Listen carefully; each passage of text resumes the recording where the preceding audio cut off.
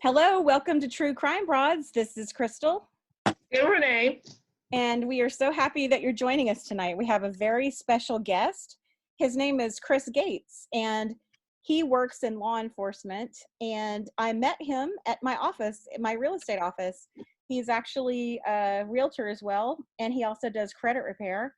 But he is on the show today to enlighten us on how evidence is handled, because I know a lot of us are following the Missy Bevers case and we don't necessarily understand the behind the scenes work that police officers do in murder cases.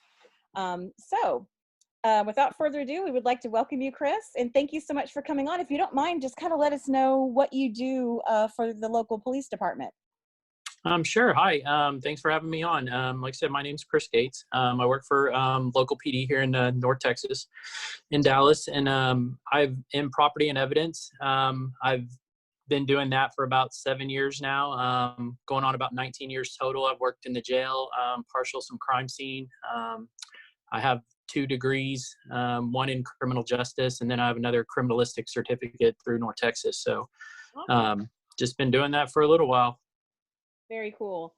When you were telling me that what you do for a living and that you work in the actual evidence handling department, that has been such a big part of our conversations on True Crime Broads about the Missy Bevers case, because the Midlothian Police Department is not where you work, but they have been very tight-lipped about this case, about what evidence they do or don't have. Is that pretty normal for a murder case, would you say?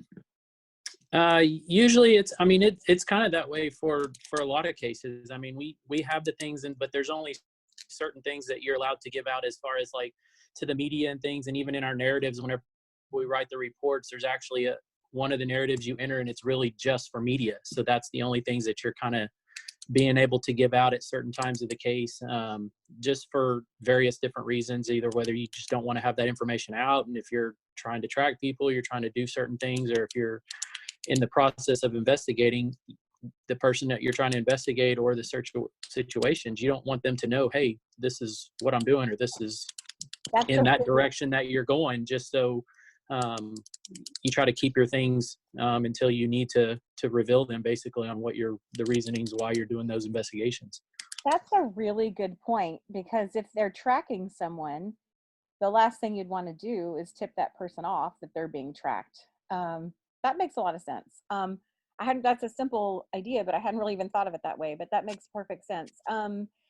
And also I noticed we had chatted a little bit in writing. This is our first time to talk in person, but we had chatted a little bit about you work with eTrace, and that was something that, well, I guess backing up a little bit, on the morning of the murder of Missy Bevers, Midlothian police were called to the scene along with first responders, that were EMT people.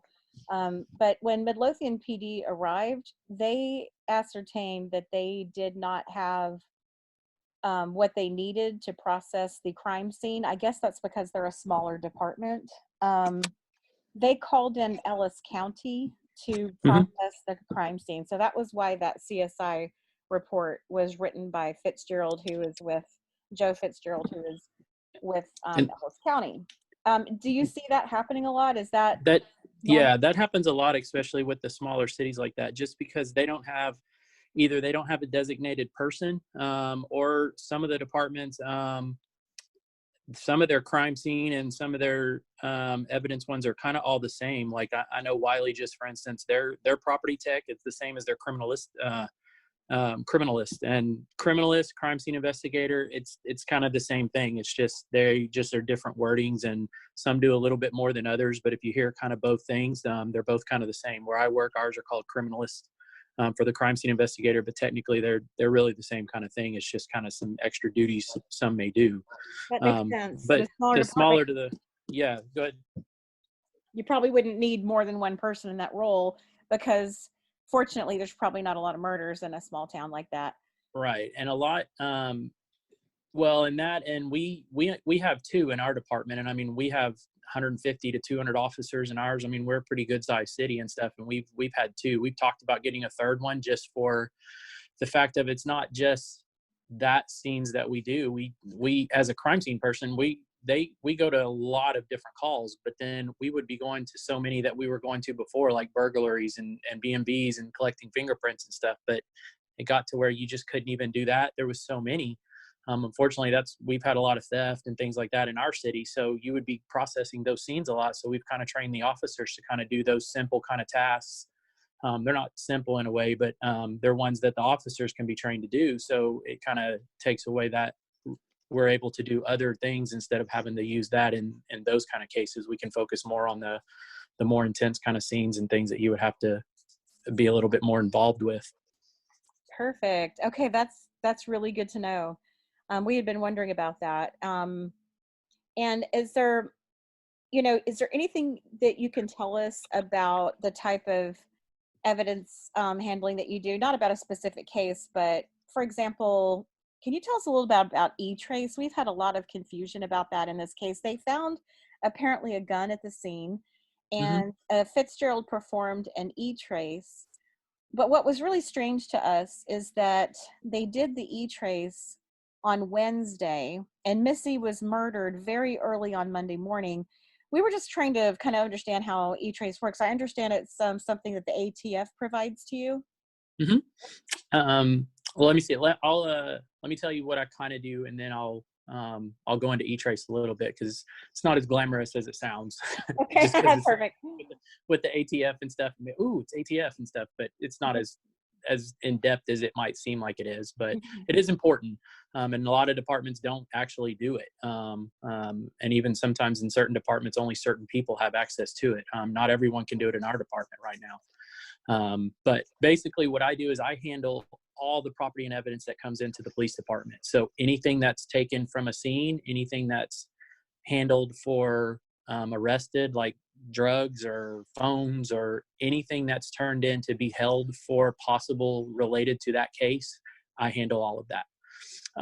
I don't necessarily always package it or process it. Sometimes I'll do that if I'm helping that investigator or helping certain things, but for the most part, the arresting officer kind of packages it, does whatever they need to do. We have packaging manuals. We have certain ways that we need it to be done and certain ways that it has to be done according to lab standards. And sometimes, you kind of go back and forth with certain officers just because they're like, they don't understand why you make them do it a certain way. But I always tell them, hey, I want to do it as easy as I can to make it as easy for you because I want you to be on the street and be doing what you need to do.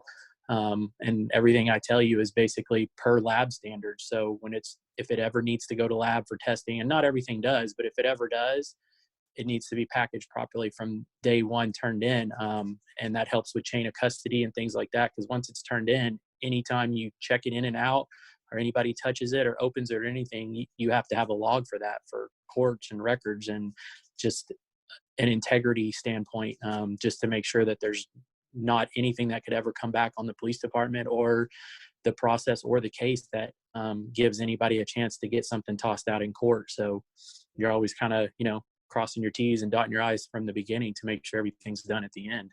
Right. So I kind of handle it all the way from the beginning to when it's turned into me to I hold it. I take it to lab on lab request. I pretty much keep it in wherever area it needs to go. And I go to multiple labs that it does. And then once the case is over or it's able to either go back or destroy it or whatever, I handle the whole process of whatever it needs to do as far as the destruction of that property, if it's something that we can do. Okay. So it's, That's I kind of handle it from start to finish. that's awesome. Now, on when you actually use eTrace, what would you Mhm. say, just sort of a rough estimate, what's the percentage of success that you have actually tracing a weapon, a gun? Okay. So, well, let me give you kind of what the breakdown of eTrace is, because it's not like anything special. All an eTrace basically is a database, kind of a system of the ATF is allowed to know who purchased the gun, or who it's come back to as the last registered owner of the gun. Yeah. So it's not necessarily You could have bought it from day one 20 years ago, but you could have passed it on to 10 other people and we would never know that kind of information. And so it always is going to usually come back to either a business that actually had the gun to begin with as a manufacturer and they got them all whenever they first got them and bought them from the manufacturer and sold them, like Right. Cabela's or something, Right. or a person that was registered. Okay. Um, so it's always kind of coming back to that. And so what we use it for is just a basics of we trace. Let me start. Not every police department always traces the guns, and not all the. We're one of the only property and evidence techs that do it. Sometimes the investigators will do it on their cases if they get them, depending on the department. It just varies on the department. But we, as our kind of department that we do, we trace every single gun that comes in there, even if it's turned in on the street, anything that's related to any case, no matter what. If it walks through my door in property and evidence, we trace the gun. Makes sense. And it's basically just to have a record for us because we run the gun at the scene, no matter what. Even like I said, if it's found or turned in for safekeeping or actually used in a gun-related charge, we trace it to make sure first it's not stolen. And then, because all you're doing is running that just to make sure it's not stolen. So as long as that's clear, then we hold it for that reasoning too. And another reason kind of using it is just, it's more of also, because it doesn't always stay in a database, but it always uses it for, let's say, it doesn't always come back to the person that I am doing anything with, or it comes back to John Smith. Well, he may not have anything to do with what I'm doing because he was the first owner, but it'll show when was the last time anything happened with that gun as far as like when it was sold or done. And if we have 10 different traces we do and they just happen to kind of come around the same kind of person or business that was sold, we're like, well, that might be odd. So it's just kind of a smidgen tool to be able to use for a tracking purpose. But it doesn't tell us anything other than kind of that, just kind of who the registered owner is. Okay. But there's always, it usually always comes back to it. The problem was sometimes is it's basically a drop down menu box. Oh, okay. Interesting. So let's say that you have a murder case. And certain guns have multiple manufacturers, and then they have manufacturers that are made in one country but they're imported here, and so you have to enter them the exact way for it to work. I know it might sound silly, but if you put it in one box wrong, it'll kind of come back and tell you, well, it'll take the trace, but it'll say, hey, it's going to take longer because your serial number might be wrong, or Ah, your manufacturer might be, you manufactured it out of Germany, but it says you imported it out of this one. So that's why we specifically, as part of our policy, we kind of have all the officers always take pictures of the guns, for the fact of both sides of the gun, the serial numbers, close-up shots, because once items are turned into us, they're sealed and everything, all the packaging and everything that's sealed to us on property, no matter what it is, it comes to us. We don't open those packages, unless in very rare occasions that we have to check it out as the investigator, for a purpose, or if there's something that I have to do in property, we'll check it out to one of the property people and check it back in. But if all possible, we have them do all that at the beginning so we can verify those numbers, because we're all human, and if you flip a number on accident on a serial number, it can completely change what that is. right. So we always want to make sure we do the right thing. But once you enter all that,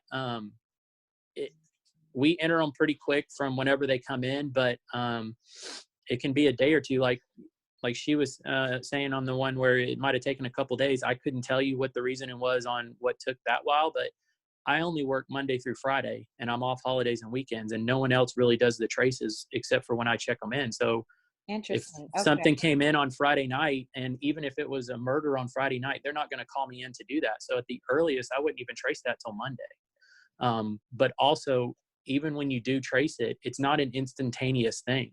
It does come back faster if it's John Smith we arrested and John Smith is the owner, the comebacks to him. It'll come back a little bit quicker because there's really no one kind of in between for it to kind of track. But if it has been someone foreign, or if they're has some different features that you put down on some of the menus and stuff, it can take a little bit to come back. I mean, they've been weeks to come back, anywhere from a couple days to weeks to get that information back, depending on how detailed information you are able to put in the actual trace and how many of the actual boxes and drop downs you can fill in.